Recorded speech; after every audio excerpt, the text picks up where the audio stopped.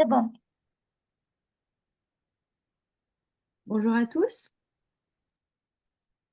J'attends les connexions qui se font progressivement pour vérifier que tout fonctionne.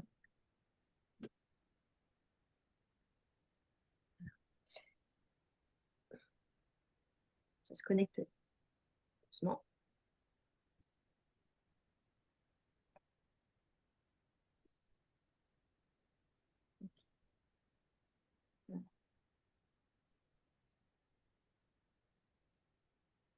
Je nous laisse à peu près une minute ou deux, je pense, pour laisser à tout le monde le temps de se connecter. Est-ce que tout le monde nous voit et nous entend? La question qui se pose, est-ce que tout le monde en tout cas, nous entend correctement et a un retour sur les images? Si problème, n'hésitez pas à le faire Oui, remonter. c'est bon, tu peux y aller. Ok. Edwige, au niveau connexion, j'attends encore un peu peut-être? Quelques Non, minutes? c'est bon, Oriane, tu peux commencer. On est bon. D'accord. Ok. Ok. Alors, excusez-moi. Hop. Juste un petit truc de connexion sur mon portable et ce sera bon pour moi. On y va. Donc, c'est bon. Je me mets en plein écran moi-même et je commence. Désolée pour ce petit ajustement. Donc, voilà. Donc, bonjour à tous et toutes. Merci d'être avec nous pour ce nouveau numéro de 30 minutes avec. Et merci à François et à Antoine d'avoir accepté notre invitation pour aujourd'hui. Donc, toute l'équipe d'Octopus Formation est très heureuse que vous ayez accepté d'intervenir aujourd'hui avec nous pour un sujet qui est complexe mais absolument essentiel aujourd'hui, qui est la clinique des TND en CMPP, entre complexité et exigence de transformation. Pour aborder cette thématique, aujourd'hui, on a la chance d'avoir deux orateurs fabuleux, en tout cas de mon point de vue, à savoir Dr François Soumi, qui est médecin pédopsychiatre, qui a exercé pendant de nombreuses années, notamment en tant que directeur de CMPP, mais que je laisserai se présenter davantage ensuite. Et nous avons également Antoine Tanet, que nous connaissons bien chez Octopus Formation, qui est donc neuropsychologue du développement et qui actuellement travaille avec la délégation interministérielle pour structurer l'offre de formation dans les TND. Donc, avant de laisser la place à nos deux orateurs pour ce sujet et pour leur intervention, je voulais juste vous rappeler, comme d'habitude, le principe de fonctionnement de ce webinaire. Donc, Antoine et François disposeront de 30 minutes pour nous exposer leurs propos et puis pour discuter sur le sujet d'aujourd'hui. Pendant ces 30 minutes, nous vous invitons, si vous avez des questions, à les poser vraiment au fur et à mesure dans l'espace de travail dédié pour cela, qui est la boîte questions-réponses dans le Zoom. Donc, n'hésitez vraiment pas à mettre vos questions au fur et à mesure de l'intervention. Et à l'issue des 30 minutes d'intervention, c'est moi qui prendrai le rôle pour relayer à François et à Antoine vos questions pour qu'ils puissent y répondre ensuite. Voilà. Donc, je pense que j'ai dit l'ensemble de ce qu'il nous faut pour commencer. Donc, François et Antoine, je vous laisse la parole et à dans 30 minutes. Merci. Merci beaucoup. Je vais peut-être commencer par me présenter, me dire déjà que je suis très content de pouvoir participer à cet échange sur une thématique qui effectivement m'est chère à la fois du fait de mon engagement dans le champ de l'autisme, des TND, d'abord en tant que praticien hospitalier, mais aussi dans le cadre des CMPP, puisque dans le cours de ma carrière, j'ai été amené à travailler en CMPP, d'abord en tant que praticien hospitalier quelques années à Narbonne, et puis ensuite, ayant quitté l'hôpital, j'ai été notamment médecin directeur d'un ensemble de CMPP sur Marseille, qui était bon, un dispositif relativement conséquent, on avait 6 centres, plus d'une cinquantaine de professionnels et un nombre d'enfants suivis qui dépassait le millier d'enfants et d'adolescents, ce qui m'a amené à être également membre de la fédération des CMPP, qui est une association qui regroupe et fédère la plupart des CMPP de France. Et j'ai été donc membre du bureau de cette fédération et vice-président pendant quelques années. Alors, comme je disais, je suis très investi, enfin, dans le champ de l'autisme et des TND, à la fois bien sûr au niveau clinique, au niveau associatif, puisque ben, je suis membre d'une association qui s'appelle l'ARAPI, je suis au conseil d'administration de cette association qui s'est organisée en regroupant des parents, des professionnels et des chercheurs bah, pour amener à la diffusion des connaissances scientifiques sur l'autisme et puis qui s'est élargi au TND en suivant un peu ce mouvement général hein, d'inclusion de l'autisme dans les troubles du neurodéveloppement. J'ai aussi été amené à participer à l'élaboration des recommandations de bonnes pratiques de l'HAS, à la fois au niveau du diagnostic en 2018 et puis dans le cadre là de l'actualisation de la reco sur les interventions qui est en cours de validation et qui devrait prochainement sortir. Voilà, c'est peut-être un petit peu long, hein. Laisser Antoine se présenter également. Non, je crois que c'était important que tu présentes ton parcours, François, qui, à mon avis, est intéressant dans le paysage aujourd'hui de l'évolution de l'offre des CMPP. Moi, donc, je suis neuropsychologue de métier. J'aime bien dire neuropsychologue du développement. J'ai jamais été salarié de CMPP.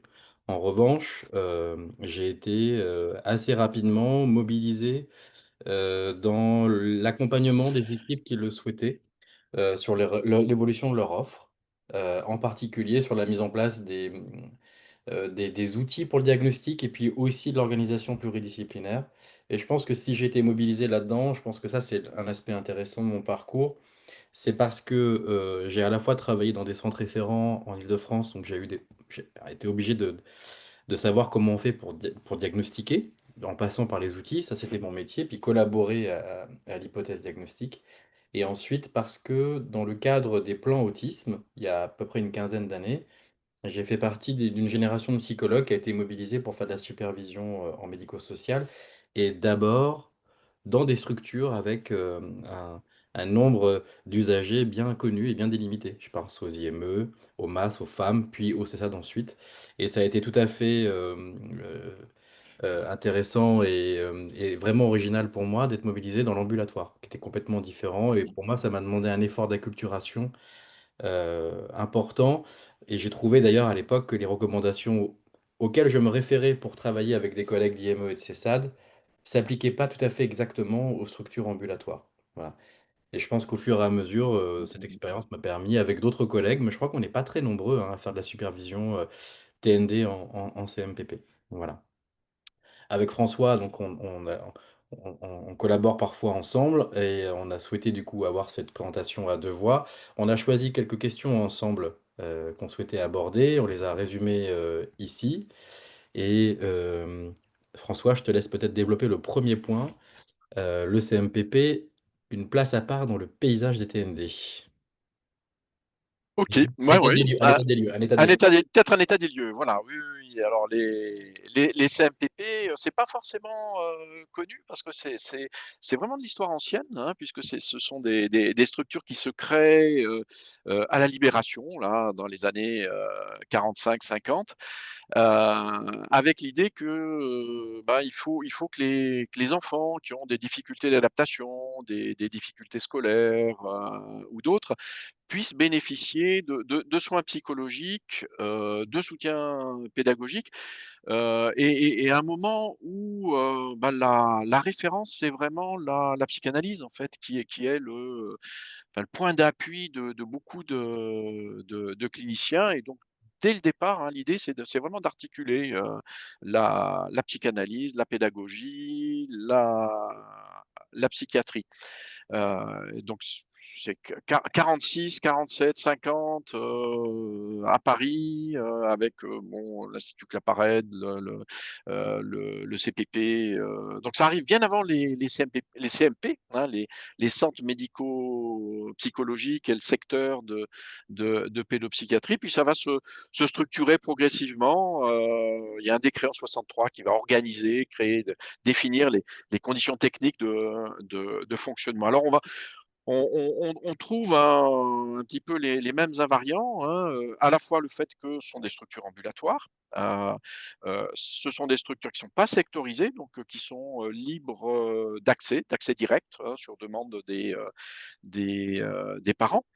Il y a des liens souvent importants avec l'éducation nationale parce qu'une grande partie des CMPP qui ont majoritairement une gestion associative ont été créés par des associations qui ont des liens, des relations avec l'éducation nationale, mais il y a aussi des CMPP territoriaux qui sont créés par des collectivités territoriales. Alors, on leur donne au CMPP dès le départ une double mission, une mission de diagnostic et une mission de soins, hein, de traitement avec un financement par l'assurance maladie.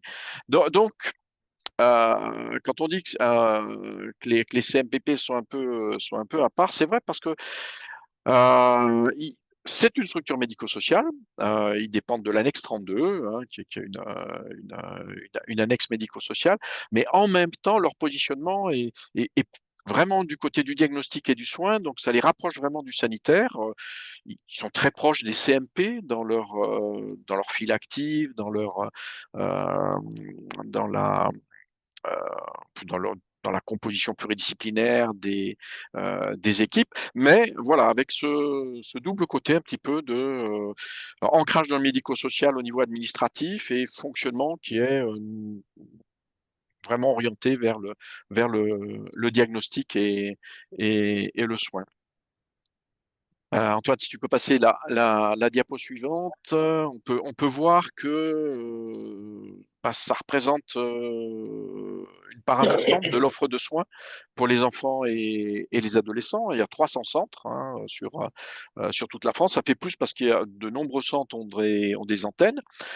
La dernière enquête de l'adresse là, qui est sortie cette année et qui était sur les chiffres des rapports d'activité 2022 montrait qu'il y avait près de 160 000 enfants et adolescents suivis. C'est un peu moins de 10 000 professionnels, beaucoup de temps partiel, hein, mais avec une majorité de psychologues, de psychomotriciens, d'orthophonistes, et puis un petit peu comme partout, nettement moins de pédopsychiatres et de pédiatres. Donc il y a une grande hétérogénéité, une grande diversité.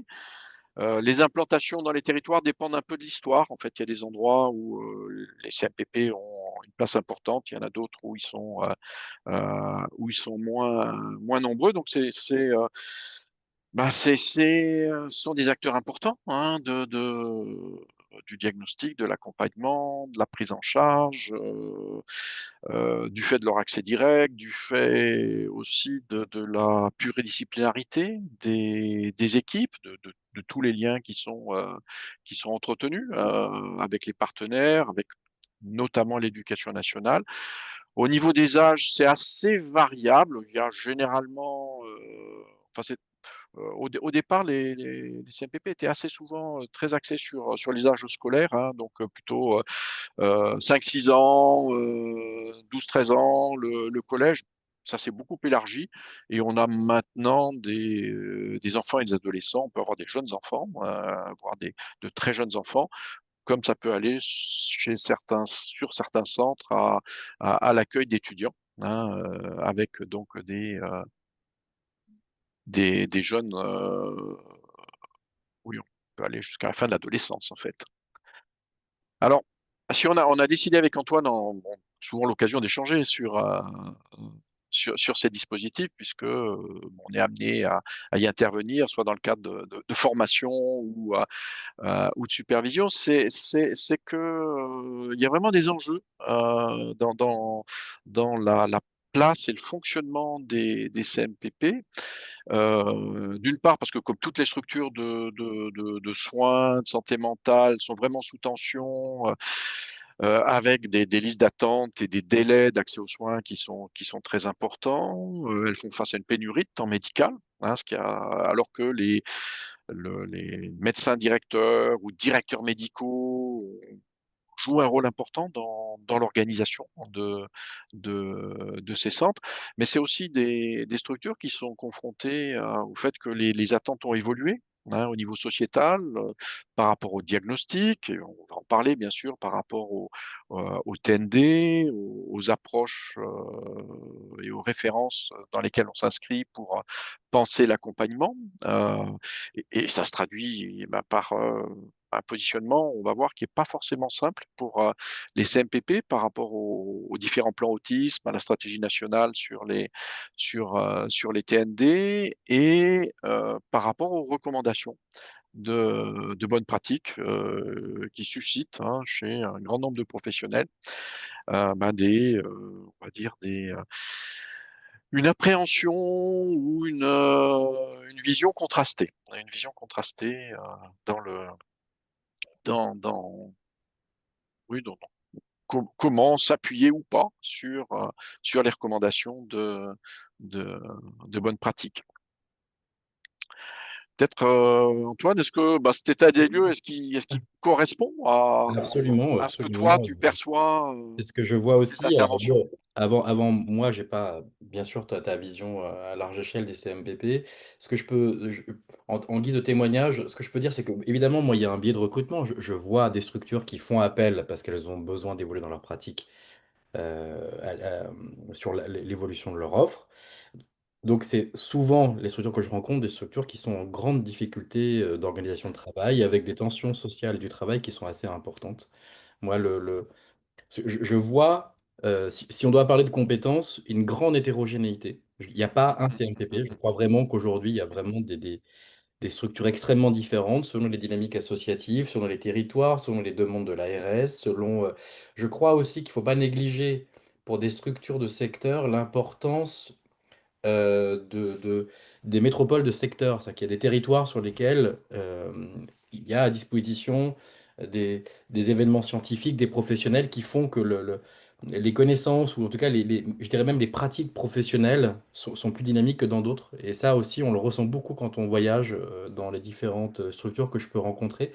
Et ça ne veut pas forcément dire d'ailleurs que les structures les plus isolées sont celles où j'ai vu des difficultés de mise en œuvre de pratiques, c'est pas du tout ça. Mais en revanche, je vois bien que selon les secteurs, l'influence universitaire, les dynamiques de travail associatives, il y a une grande diversité de pratiques. Il y a un autre témoignage que je peux faire moi dans mon exercice de superviseur, c'est que je m'interroge souvent sur la place du management. Et parce que je ne vois aujourd'hui, moi, que dans mon expérience, que les questions contemporaines du management aujourd'hui en CMPP, qui me paraît d'ailleurs être une question essentielle dans l'évolution de l'offre. Est-ce que les cadres, chefs de service, directeurs, savent quoi demander à leurs équipes? Et ça, je pense que si je pose cette question-là, c'est parce qu'il me semble que dans le passé, mais je n'ai pas connu cette structure auparavant, il y avait plus de médecins directeurs, puisqu'il y a des postes de médecins directeurs dans les structures ambulatoires médico-sociales, et que ces médecins incarnaient finalement l'organisation de la pratique professionnelle. Et aujourd'hui, je crois que c'est un sujet pour moi, c'est qui est responsable de cette organisation pratique, en sachant que dans les cadres, on a bien sûr des personnes qui n'ont pas cette formation initiale, qui n'ont pas eu cette pratique professionnelle, et qui doivent à la fois s'approprier des recommandations de pratique, qui doivent gérer aujourd'hui un management qui est compliqué, parce qu'il y a des questions d'effectifs qui sont assez difficiles. On est en tension sur le nombre de médecins, mais aussi dans d'autres professions qui parfois Oui, débordent. les orthophonistes, par exemple, hein, Voilà. ouais, Et un tout gros ça, souci, ouais. plus l'organisation pluridisciplinaire qui est à créer, puisque il y a l'évolution des pratiques professionnelles et, comme tu l'as dit, de la société aussi, de l'attendu de ce que c'est, fait une tension. Et moi, j'aime bien dire à qui veut l'entendre que les recommandations sont venues interroger tout cela en même temps. Mm, mm, mm, Les pratiques d'intervention, la représentation des diagnostics. Alors, j'ai gardé autisme parce que je crois que nos deux parcours témoignent du fait que nos compétences en autisme nous ont amenés à travailler sur bien d'autres sujets, y compris l'organisation du travail. Et puis, bien sûr, la place de la personne et de sa famille. Et ça, je sais que mm. tu le développeras plus tard, François. Voilà mon témoignage. Peut-être qu'on peut aborder le second point dans la foulée. Ouais, le second point, voilà, qui est un point clé. Alors, on voyait qu'historiquement, hein, c'est le creuset dans lequel les CMPP débutent, s'organisent, c'est vraiment la référence à la psychanalyse et c'est quelque chose bah, qui reste tout à fait présent. Alors au niveau on va dire du positionnement institutionnel, hein, il y a une vraie, alors c'est pas que de l'affichage, ça serait caricatural de dire que c'est de l'affichage.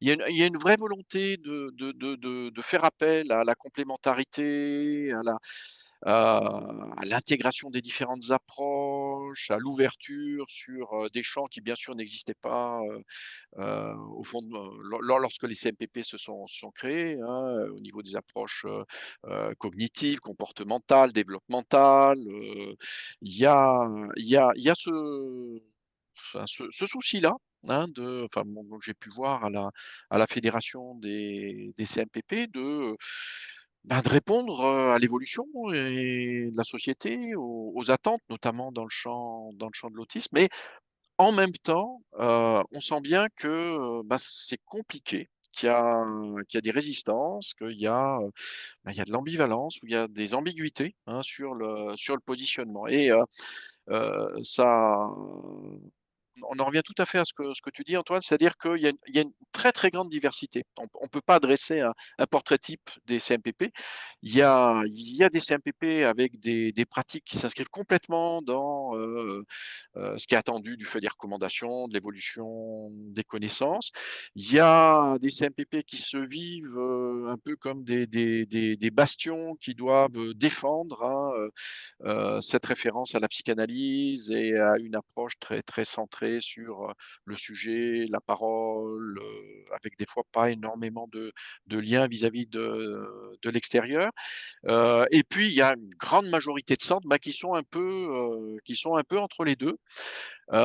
Et c'était, assez frappant puisque la fédé la fédération des CMPP a fait il y a quelques années une enquête, sur la place de l'autisme, au niveau des CMPP, hein. Il y a eu une enquête, une journée de travail. Ça avait pour but justement, bah, dans la lignée un peu bah, c'était dans le cadre du la préparation du troisième plan autisme, hein, donc ce qui est devenu la stratégie, de savoir un peu comment ça se passait. Et c'est intéressant de regarder parce que les résultats de cette enquête, parce que, elle est à la fois assez large, hein, il y a plus de la moitié des centres qui ont répondu. Peut-être que si tu veux mettre la diapo, Antoine, qu'on voit un peu, voilà.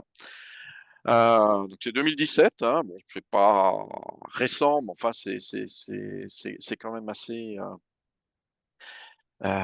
contemporain. Et moi, il y a 2 choses qui m'avaient marqué dans cette enquête. C'est à la fois, bah, le discours qu'on a sur, le fait, bah, que nos pratiques doivent répondre aux attentes de la société, s'inscrire dans le cadre des recommandations. Bah, il y avait un décalage, hein, entre ce qui remontait du terrain et ce discours institutionnel. Et puis, la place toujours, importante des références, psychanalytiques. Et bah, ça va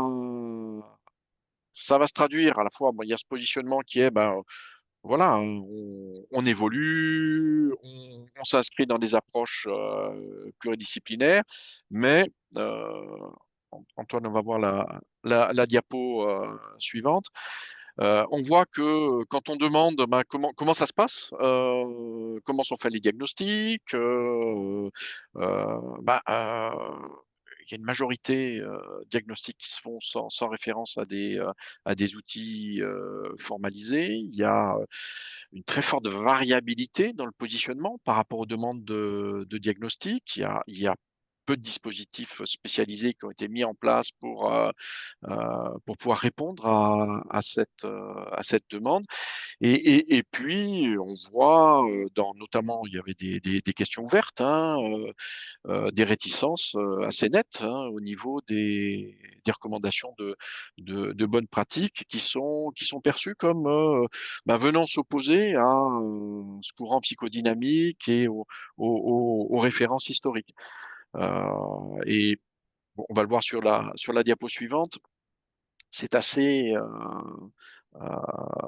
significatif. Alors, on va peut-être pas détailler toutes les réponses parce que je vois que le temps avance et il faut qu'on puisse échanger. Mais voilà, hein, il y a les outils standardisés, le fait qu'il faut garder des approches centrées sur la subjectivité, en gros, il y a je dirais un petit peu cette idée que, il me semble, qu'on est d'accord pour être pluridisciplinaire, mais c'est un peu aux autres champs à venir un peu démontrer leur pertinence, leur intérêt, leur compréhension et à venir s'inscrire dans. On les refuse pas, mais c'est à eux un petit peu de faire leurs preuves, hein, et je pense que bah, ça interroge, hein, ça interroge et c'est un petit peu aussi autour de ça qu'on avait envie de discuter dans le cadre de ce webinaire. Ouais, peut-être pour moi faire plutôt un retour Mm, d'expérience. mm, mm, J'ai parfois dit que selon moi, la psychanalyse était moins un problème que l'organisation du travail. mm, mm, Ça veut pas dire, enfin, moi, de mon point de vue à moi, pour être tout à fait clair, je ne vois pas l'intérêt, c'est ma position, elle n'engage que moi. Je ne vois pas ce que c'est que le soin psychanalytique pour un enfant avec TND. Donc voilà, bon. J'ai une position qui est très claire par rapport à ma pratique professionnelle et qui, je crois, assez claire quand même sur des données assez probantes. Mais par ailleurs, c'est pas tant la référence à la psychanalyse qui m'a posé problème dans mon exercice de superviseur.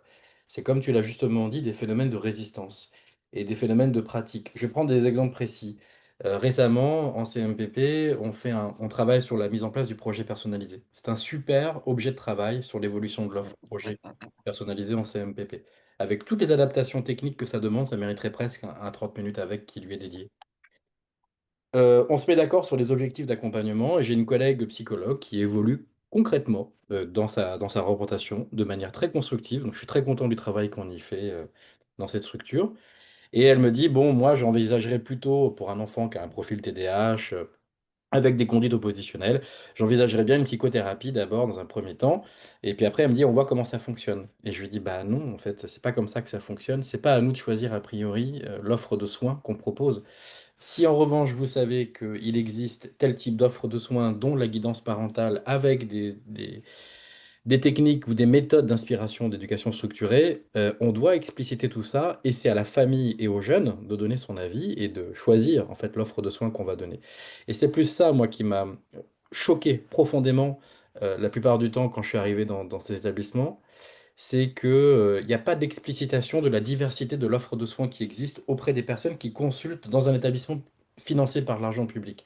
Je crois que là, c'est quelque chose qui relève plus de notre capacité à faire évoluer le fonctionnement des institutions que véritablement de la psychanalyse en l'occurrence. Je crois qu'il y a des postures professionnelles et je pense que on peut pas faire l'économie on doit absolument faire notre examen de conscience sur la façon dont on forme en formation initiale les professionnels, parce que le référentiel psychanalytique est largement encore dominant actuellement.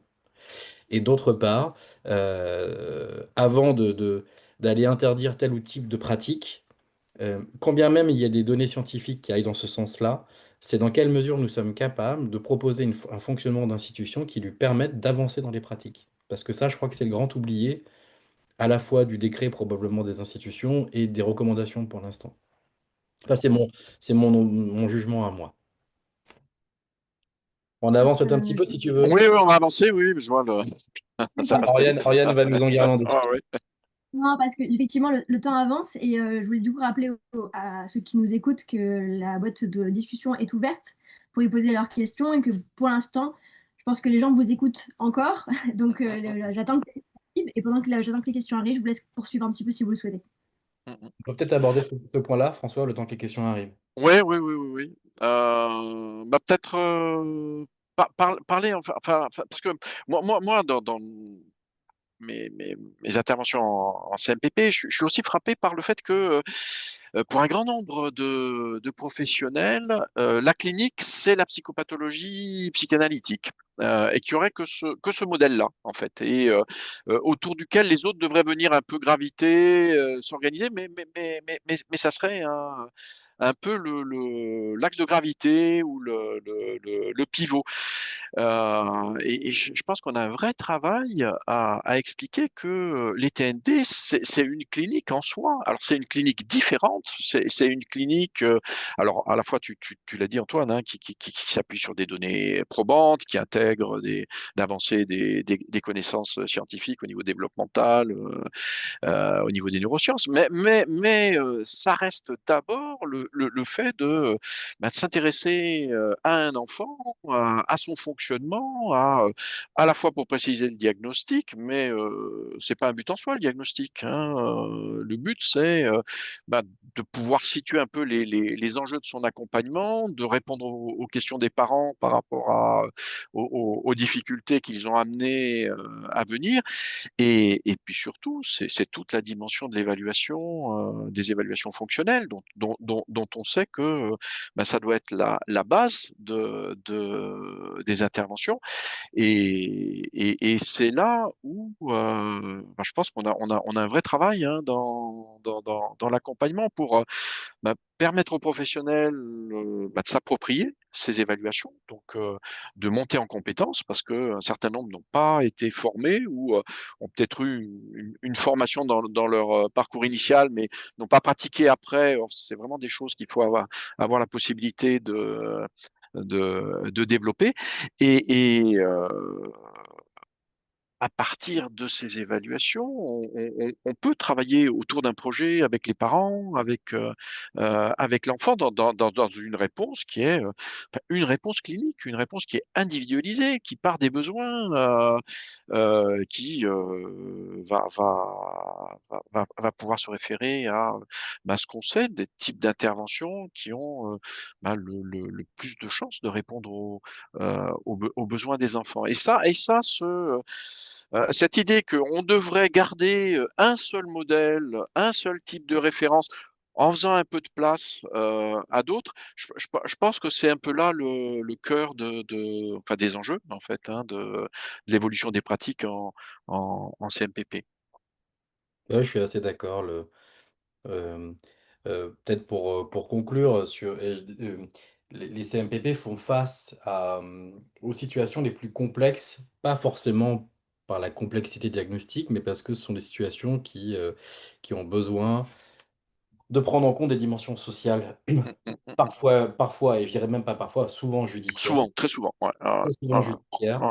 ouais. Et donc ça peut pas être uniquement pris en charge par des PCO, par exemple. Enfin, on a besoin d'institutions Mm, dans le diagnostic et l'accompagnement d'enfants avec troubles du neurodéveloppement. Les problématiques se cumulant, de toute façon, c'est absolument logique qu'on ait des problématiques sociales, TND également qui s'imbriquent. Et quand on travaille avec les équipes qui peut-être ne faisaient pas beaucoup d'évaluations standardisées, n'avaient pas beaucoup d'interventions qu'on appelle aujourd'hui avec des techniques d'éducation structurée, euh, je m'aperçois qu'auprès des collègues, en particulier de CMPP, il est très important d'en montrer la complexité, de montrer que faire de l'évaluation chiffrée, pour dire les choses de manière un peu triviale, bah, finalement, ça permet d'appréhender une forme de grande complexité du fonctionnement de l'individu et que ça demande une mm. expertise. Et parfaitement dans le sens de ce que tu as dit, c'est-à-dire de ne pas montrer que c'est une approche qui est réductrice, mais au contraire qu'elle est complexe. Voilà. Je pense que ça, c'est notre effort à nous, quand on accompagne les équipes qui n'avaient pas ce type de pratique, pour leur permettre de s'en saisir et surtout pour que ça fasse sens, parce qu'ils ont affaire à des situations complexes. Donc ça leur demande de devenir assez rapidement experts en troubles du neurodéveloppement. Et ça m'amène, moi, à un point essentiel, c'est qu'est-ce que c'est qu'une ligne 2 dans l'organisation de la stratégie nationale. Voilà. Il y a bien sûr des principes importants qui sont demandés aux lignes 2, mais finalement, quelle est l'activité? Qu'est-ce qu'on attend en termes de pratique exacte, d'expertise dans l'évaluation diagnostique auprès des structures à ligne 2? Moi, j'ai peut-être mal interprété les textes, mais pendant longtemps, j'ai pensé qu'il s'agissait de faire les premiers diagnostics. Mais je suis convaincu que ça ne marchera pas. On a affaire à des équipes qui ont des situations complexes. Il faut qu'elles deviennent expertes là-dedans. Et à ce sujet-là, je crois qu'on est d'accord, François, euh, ensemble, c'est la place de la supervision qui est fondamentale et qui aujourd'hui n'est pas suffisamment valorisée tant dans les recommandations que même dans la façon dont on peut vendre cet acte de travail. Voilà, je pense Mhm. qu'il y a un appel à réforme, euh, tant dans la définition de cette pratique que dans le décret de fonctionnement des institutions, que dans la facilitation commerciale de cette pratique professionnelle. Du coup, je me permets d'intervenir, parce qu'on commence à avoir quelques réactions. Mhm. Euh, c'est plutôt une réaction déjà à vous communiquer, puis une question. Il y a une réaction qui va dans le sens un peu, je trouve, d'Antoine, de ce que tu dis, ou en tout cas qui en rappelle certains éléments. Donc on a Delphine qui explique que, enfin, en propose un propos dans la continuité de ce que vous dites, en disant que pour elle, le management en CMPP doit tenir ensemble deux dimensions, l'administratif et le médical. Donc, je ne vais pas forcément lire l'ensemble de son propos, mais ce qui est intéressant, c'est qu'à la fin, donc effectivement, elle explique l'importance du travail pluridisciplinaire et de tenir compte à la fois des enjeux cliniques et des enjeux organisationnels. Et elle dit à la fin donc, que pour elle, les transformations actuelles, travail en réseau, inclusion, participation des familles, demandent une direction capable d'articuler ces différentes logiques et de soutenir les équipes. Et c'est là que la formation initiale et continue est vraiment déterminante. Donc il me semble que ça va un peu dans le sens de ce que tu étais en train d'expliquer, Antoine, sur la nécessité de formation, de supervision et d'accompagner les équipes. Est-ce que est-ce que vous voulez rebondir sur ce propos ou est-ce que... Je laisse François répondre.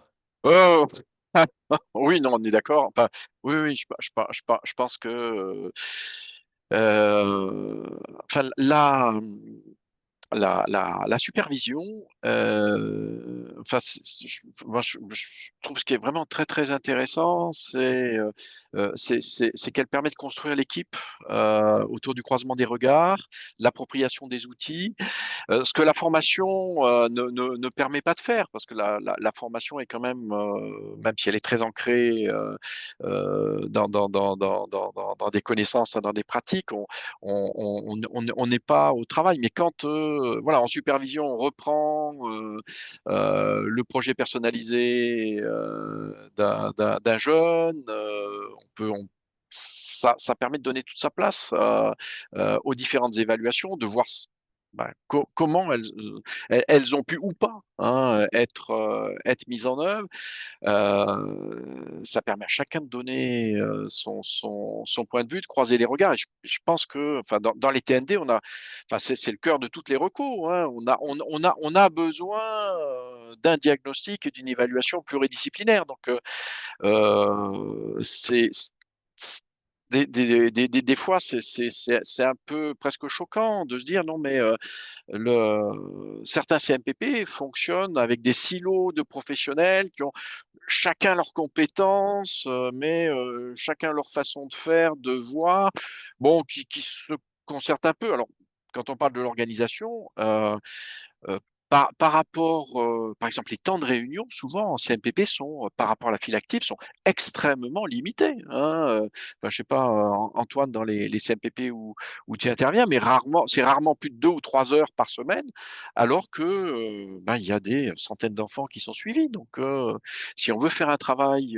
vraiment de qualité, si on veut, mettre en œuvre les recommandations, c'est une organisation différente qu'il faut penser, parce que sans ça, c'est clairement pas possible. Si on demande aux équipes de ligne 2 de faire le travail qu'on fait en ligne 3, une partie de ce travail, et qu'on voit le temps dédié quand on est en sanitaire, en centre de référence, au travail sur des études pardon, de cas cliniques, Mmh mh. avec des micro-conférences de service qui permettent à chacun, chacune de s'approprier des concepts et des pratiques, parce que c'est pas facile. Oui, je suis absolument d'accord. D'ailleurs, quand on va en supervision dans les structures ambulatoires, la première chose que souvent les collègues nous disent, c'est là, on prend une demi-journée sur un cas. C'est un luxe absolu. On fait jamais ça pour la Ah, plupart des jeunes. Et souvent, ils nous disent, c'est pas juste qu'on travaille autant sur ce cas-là, c'est très bien pour lui, mais c'est pas juste pour les 160 autres cas qu'ils doivent gérer dans l'année. À titre d'exemple, moi j'aime bien les anecdotes de technique. Quand on travaille sur les projets personnalisés en ambulatoire, euh, combien de références projet doit porter un CMPP ou même un CAMS aujourd'hui en ambulatoire? Quand tu as un CESAD, tu sais que tu as 40 jeunes, 40 usagers, donc tu as 40 références mmh projet. mh. Un CMPP qui a une file active de 260 jeunes, quel est le critère de sélection pour savoir lesquels vont bénéficier d'un projet personnalisé? Parce qu'on ne peut pas les faire pour tous, c'est pas possible. Voilà. Mmh mh. Je n'attends pas de réponse aujourd'hui, mais c'est un bon exemple de la difficulté à gérer le temps pour chaque situation. Oui, ça montre bien l'intrication entre enfin, des facteurs organisationnels, des références théoriques et des choix de travail, hein, c'est vrai. Ouais, ouais. Faut que tu actives ton micro, Ariane. Ouais. Je voulais pas que vous entendiez mes petits bruits. Du coup, justement, dans la continuité du propos, donc j'ai deux questions à vous relayer, mais la première que je peux vous proposer, c'est on a Nathalie qui nous explique que pour elle aussi, la complexité du public reçu en CMPP, c'est aussi une des choses qui met à l'épreuve les techniques qui sont recommandées dans les recommandations de bonne pratique. Et notamment, elle parle d'engagement des familles qui est à rechercher et à soutenir. Donc, enfin, voilà, elle situe le fait qu'une complexité aussi tient à la population qui est reçue par ces centres. Et à ses spécificités, du coup. Est-ce que je vous laisse y répondre éventuellement, ou en tout cas, François, si tu pas. veux commencer, c'est bon, je peux répondre, moi, comme tu veux. Ouais, bah, je te laisse démarrer, puis je Moi, compléterai. ouais, ouais, je sais pas, je suis je suis peut-être assez souvent péremptoire, moi. Je me dis, je suis pas certain. Est-ce qu'il n'y a pas un biais un peu d'observation? C'est qu'on voit les familles. Je crois que la mise en œuvre des recommandations est toujours compliquée. Voilà. Le partenariat avec les familles, si on cite cet exemple-là, c'est un énorme travail. Ça demande une modification des pratiques importantes, qu'on soit en CMPP ou en libéral. Voilà, ça c'est mon point de vue. Ouais. Alors, moi, je vais aller un peu dans le même sens. En même temps, ce qui moi, m'étonne, c'est qu'en fait, comme les CMPP, voilà, peut-être pas, j'ai pas trop souligné, mais il y a cette histoire ancienne, il y a un décret qu'ils organisent qui est très ancien. En fait, ça donne une très, très, très grande marge de manœuvre en termes d'organisation et de choix de travail. Et je crois que souvent, les professionnels, les directions, s'interdisent de faire des choses qui seraient possibles, parce que, elles en ont pas l'idée ou elles en voient pas l'intérêt. Alors là aussi pour prendre, enfin juste revenir sur, des exemples, en tant que médecin directeur, hein, sur, Marseille, dans les centres dont je m'occupais. Je travaille dans les quartiers nord, donc pas forcément avec les populations les plus facilement accessibles aux soins. On a mis en place une équipe de diagnostic et d'accompagnement précoce de l'autisme, qui faisait des bilans de niveau 2 avec, ensuite de la guidance parentale, de l'intervention précoce pendant 3 à 6 mois, le temps de mettre en place des relais ou en libéral ou en CESAT, et c'était des actes de CMPP. À l'autre bout un petit peu du spectre, du champ. On a aussi mis en place une équipe mobile d'intervention auprès d'adolescents qui étaient cloîtrés chez eux en refus scolaire, où une petite équipe se débrouillait pour aller les rencontrer à domicile, les amener progressivement à nouer un lien de confiance et à sortir, jusqu'à pouvoir, pour certains, venir au CMPP pour participer à des groupes ou à des activités.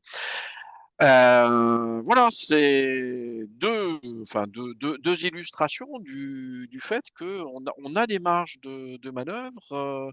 Il y a une souplesse si on choisit de le faire, hein. Donc, je pense qu'il y a pas mal de professionnels en fait qui peut-être ne voient pas, hein, la richesse de l'outil. Et il y a énormément de groupes, il y a souvent beaucoup d'activités. Donc je pense que si la mise en œuvre des recommandations, elle est vue un peu comme une montagne à gravir, très très difficile, je pense d'abord dans la tête, hein, professionnels qui n'imaginent pas que il y a des chemins qu'ils peuvent trouver pour y arriver. Merci. Merci. Du coup, j'ai une autre question à vous relayer, qui est d'actualité. Donc, on a un spectateur anonyme qui questionne, du coup, concrètement, l'apport ou non enfin, quel serait l'apport ou pas de la psychanalyse auprès des TND. Du coup, cette question que vous avez plus ou moins. Alors, Antoine a répondu?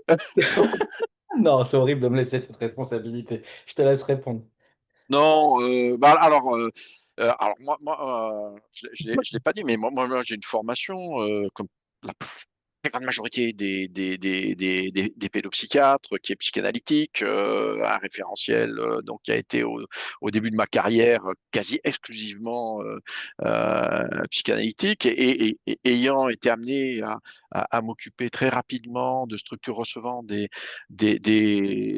enfants autistes, puis après plus largement TND, moi j'ai vraiment fait l'expérience que ce référentiel m'était pas utile, qu'il fallait chercher d'autres outils de compréhension, d'autres outils d'intervention dans les approches développementales, comportementales, éducatives.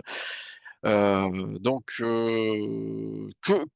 certains professionnels soient aidés par, on va dire un peu la narration interne que ça leur permet d'avoir, que de s'appuyer sur ce modèle-là, pourquoi pas? Mais après dans les faits, dans les interventions, dans le travail avec les parents ou les choix thérapeutiques, non, c'est pas sur la psychanalyse qu'on va construire, des choses qui sont adaptées.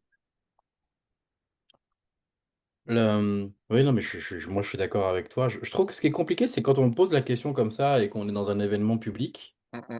est-ce qu'on peut dire facilement ce qu'on pense sans qu'on ait l'impression que nos propos soient tout de suite mis dans on est pour ou contre? Mmh mh, mmh mh, Encore mmh une mh. fois, je trouve pas ça super intéressant. Moi, mon opinion personnelle, et elle n'engage que moi, je trouve ça pas super intéressant de se poser cette question-là parce qu'il n'y a aucune technique de soin qui se suffit en elle-même. Déjà, d'une part, je ne sais pas s'il est possible de définir la psychanalyse comme étant Absolument.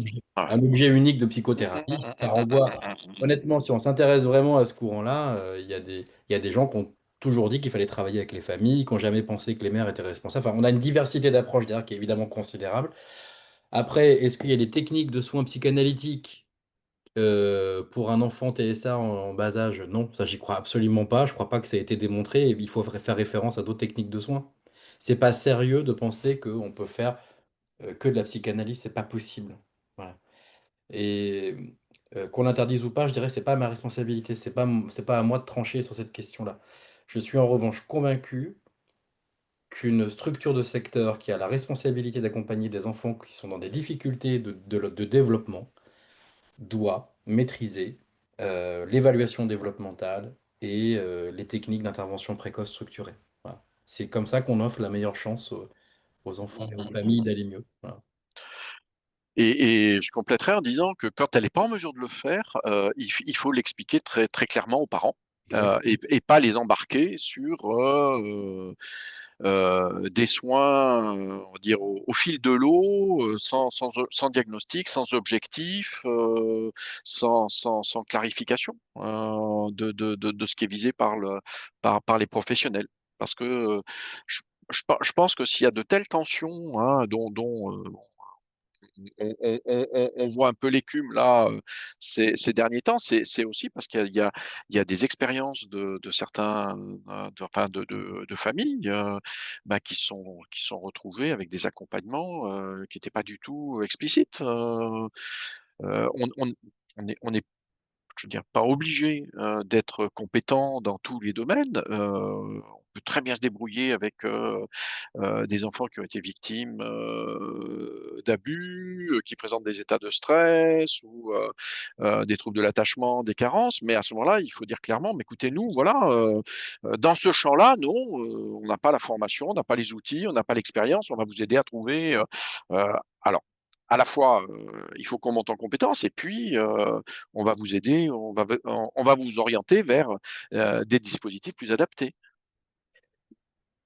Mais absolument. Peut-être qu'on pourrait dire que dans le fond, c'est pas tant la question de la psychanalyse que de savoir si les parents sont responsables des troubles de leur enfant. Je crois que Mmh mh. moi, si je dois dire les choses, si je dois réduire tout cela à une question, c'est que si on a un a priori qui consiste à se dire que la famille joue un rôle dans les difficultés développementales de son enfant, bah non. Et ça, je sais que ça va choquer plein de monde parce que je vois encore plein de professionnels qui sont convaincus de cela. Bah non, cherchez, renseignez-vous sur les données, sur le langage, le niveau intellectuel, les signes d'autisme. Non. Donc, indépendamment même du référentiel théorique, il y a des a priori de fonctionnement dans la responsabilité des troubles qui, je pense, sont vraiment à déconstruire. Ça, c'est une chose qui me paraît la plus essentielle. Puis une autre chose, je pense qu'on pourrait dire, c'est que Je suis pas un spécialiste, moi, des auteurs historiques de la psychanalyse en France. C'est pas mon domaine de formation initiale, c'est plutôt quelque chose que j'ai découvert au cours de mon travail. Mais je suis certain que si on demandait à des professionnels aujourd'hui comme Yadkin, aujourd'hui, qu'est-ce qu'ils feraient? Bah, évidemment qu'ils s'intéresseraient aux données contemporaines qu'on a sur les sciences du développement. Les référents, moi, ce qui me choque, indépendamment même encore de la psychanalyse, c'est de se référer à des auteurs qui ont 50, 60 ans dans leur temps de publication. Il s'est passé tellement de choses depuis. Voilà. C'est normal que les référentiels, les savoirs aient évolué. Voilà, c'est même plus une lutte idéologique, c'est juste de faire avec les connaissances contemporaines qu'on a sur le diagnostic et le soin. Ouais, tout à fait d'accord. Ah ouais. Je vous propose un nouveau, alors c'est pareil, c'est un propos plutôt un retour d'expérience donc de Clotilde. Donc je vais vous lire. Donc il dit: Bonjour, je fais partie d'un CMPP qui a pris le virage. Notre difficulté est de rester une structure avec une file active importante, 1400 enfants suivis, et des pratiques de diagnostic complexes, une organisation en dispositif qui nécessite du temps de réunion conséquent et le développement de pratiques nouvelles, et pas de moyens supplémentaires. Nous sommes dans la phase intermédiaire de resserrer nos critères d'admission tout en n'étant pas légitime de n'admettre que des enfants avec TND. Il faudrait donc une clarification de nos missions au regard des autres structures de soins existant sur le territoire pour pouvoir nous focaliser efficacement sur ce champ. Effectivement, je trouve que ça représente bien une difficulté auquel les structures sont aujourd'hui exposées. Est-ce que vous voulez nous en dire un peu plus, en tout cas nous donner votre sentiment sur la question? Bah, enfin, je crois que c'est vraiment tout l'enjeu, hein, c'est vrai que mettre en œuvre les recommandations, en termes de diagnostic, en termes d'accompagnement, bah, c'est du temps, c'est de la formation, et c'est pas, enfin, je crois qu'à certains moments, c'est pas compatible avec un fonctionnement généraliste, qui accueille toutes les demandes directement, mais en même temps, est-ce que, c'est quelque chose, alors c'est une question, hein, que je pose, hein, que je me suis posée, hein, notamment lorsque, je voyais les listes d'attente et les délais d'intervention augmenter. Est-ce que c'est, à la structure elle-même de décider comment elle doit se positionner?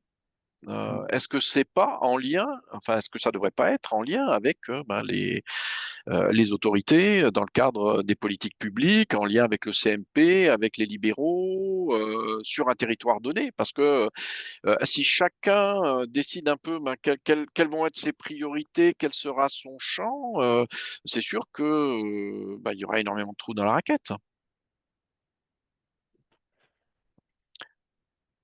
Oui, je suis d'accord. Je sais pas si je dois rebondir, François, parce Mmh que je mh.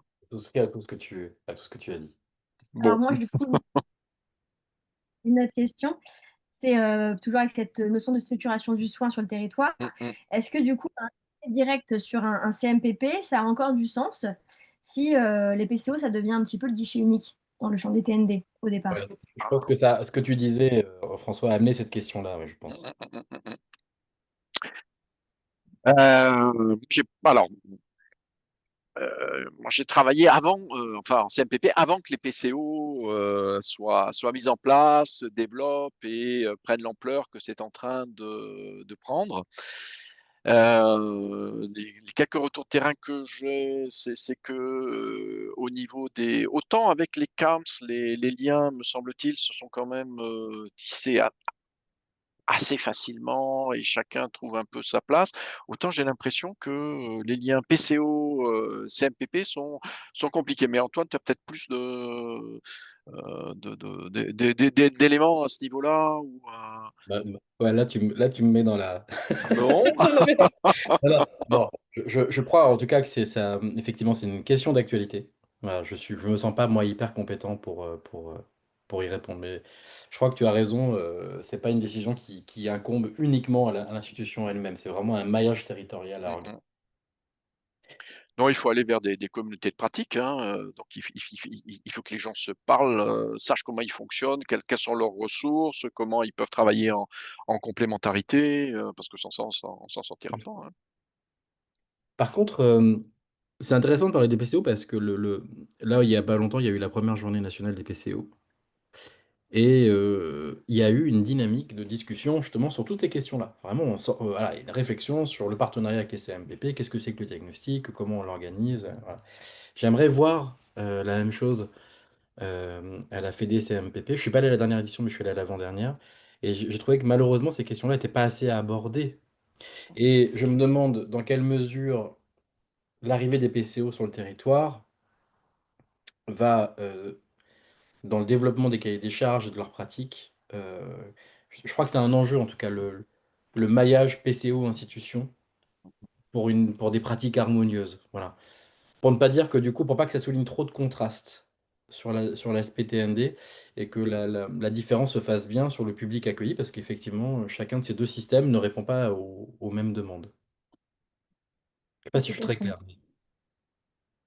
clair. En tout cas, de mon point de vue, oui, oui, oui, je pense qu'il y a un vrai enjeu, hein, euh, enfin, de clarification, de structuration et enfin, de connaissances mutuelles, hein, parce que je suis pas sûr qu'il y ait beaucoup de CMPP qui aient noué des liens, ne serait-ce que personnels, avec des acteurs de PCO. Hein, Et du coup, on arrive sur les dernières minutes de l'intervention, mais peut-être une petite dernière qui est, puisqu'on parlait des enjeux liés à l'accompagnement, notamment des familles et puis l'accompagnement des enfants, on peut peut-être aborder la place de la psychopédagogie ou pas dans les CMPP et comment ça peut se mettre en œuvre dans ces structures. Alors là, moi, je suis moins compétent que toi, François. Oui, alors je suis pas sûr d'être enfin, enfin, la CMPP, c'est médico-psycho-pédagogique. Donc le deuxième P est important. Alors c'est vrai qu'historiquement, il a été pendant très longtemps porté par l'éducation nationale et par le fait que dans les CMPP où il y avait alors on disait des psychopédagogues ou des rééducateurs en psychopédagogie, c'était très souvent des maîtres spécialisés comme ceux qu'on trouvait dans les RASED, donc qui portaient cette dimension-là au sein d'une équipe, ce qui est quand même quelque chose de très très intéressant d'avoir dans une équipe pluridisciplinaire autant du médical, des spécialistes de la communication comme les orthophonistes, du développement sensori-moteur et moteur des psychomotriciens, des psychopédagogues, des psychologues. Enfin voilà, c'était vraiment. Et puis avec toutes les évolutions qui ont pu affecter à l'éducation nationale, ces postes ont été retirés ou les personnes n'ont pas été remplacées lorsqu'elles partaient en retraite. Donc ça avait été un des chantiers de la fédération des CMPP il y a quelques années, de réouvrir notamment des DU, diplômes universitaires, de façon à former des psychopédagogues. Après, alors moi je suis pas suffisamment au courant pour savoir enfin quels sont un peu les choix de travail si on me demandait de différencier ce que fait un psychopédagogue, un neuropsychologue et une orthophoniste quand on fait de la remédiation ou du soutien. Je suis pas sûr que ça soit très clair, mais enfin, cette dimension du lien avec les apprentissages, avec le milieu scolaire, les CMPP ont été les seuls à la porter et je pense que c'est important qu'elle reste et qu'elle soit soutenue. C'est dommage qu'on souligne pas suffisamment ce côté un peu presque avant-gardiste au regard des Ouais. recommandations, c'est-à-dire il y a un lien entre le soin et ce qui se passe dans les apprentissages, y compris sur le plan scolaire. Alors peut-être qu'en revanche, il y a quand même des choses. Il y a deux questions, je crois. Ça soulève la question de l'espace. C'est-à-dire qu'en gros, je pense que mine de rien, aujourd'hui, on attend qu'il y ait vraiment un partage d'espace. Enfin, en gros, que les collègues de CMPP aillent rencontrer l'enseignant, se déplacent dans les lieux scolaires. Voilà. Auquel cas, effectivement, ça peut faire penser à un CESAD et tout ça. Et je sais que des fois, il y a des questions sur l'identité de l'institution. Dans le fond, si on parle d'apprentissage, difficile de faire quelque chose de cohérent si on ne mobilise pas les enseignants et tout l'environnement qui est responsable de l'apprentissage d'un enfant. L'autre question aussi qui, je crois, se pose quand on est manager de CMPP, c'est si je veux avoir quelqu'un qui fait de l'éducatif, de la psycho-éducation, je pense que des fois, moi, je vois une confusion. Quand on connaît un peu quand c'est son travail, c'est très clair, mais je pense que quand on est manager dans cette instruction, on ne le sait pas forcément. Il peut y avoir parfois une confusion de représentation entre ce qu'on appelle psychopédagogie et psychoéducation. C'est quand même Ouais. pas la même histoire, c'est pas les mêmes missions de travail. Et je vois parfois des éducateurs embauchés sur des postes de psychopédagogues. Je trouve ça très dommage. Moi, j'aime pas la confusion des postes. Embaucher quelqu'un sur un poste pour faire une autre mission parce qu'en fait, il faut que ça rentre dans des lignes budgétaires. Je trouve que c'est toujours un peu compliqué. Et là, pour le coup, je pense qu'il faut faire attention aux aspects un peu symboliques également. Mais voilà les deux questions. C'est est-ce qu'on peut se déplacer auprès de l'école? Ça, c'est une évolution de pratique pour les CMPP et ça renvoie aux missions pédagogiques qu'ils ont, qui font partie de leur ADN. Et puis l'autre, c'est qu'on a aussi besoin de psychoéducation au sein des CMPP. C'est pas les mêmes postes que la psychopédagogie. Voilà. Ouais, tout Écoutez, je à vous fait. propose, Ouais. si ça vous va, je vous propose que ce soit le mot de la fin. Je vous remercie beaucoup, enfin, au nom de toute l'équipe d'Octopus Formation, donc Antoine et François, pour ce moment de débat et d'échange, qui a bien illustré votre titre, je trouve, complexité et exigence de transformation. Je pense que c'était parfaitement à propos. On a vraiment Donc, répondu merci au titre alors. Bon, parfait. en adéquation avec ce que vous nous avez proposé aujourd'hui. Donc, je remercie toutes les personnes dans le public pour leur écoute et puis pour leurs questions. Et je vous dis donc rendez-vous au prochain numéro de 30 minutes avec, dont la date vous sera communiquée très prochainement. Donc, surveillez bien les réseaux sociaux pour avoir le prochain rendez-vous mensuel avec nous. Merci à Merci tous. beaucoup. Merci, Au revoir, Oriane. merci Merci. Antoine. Merci, À Oriane. bientôt.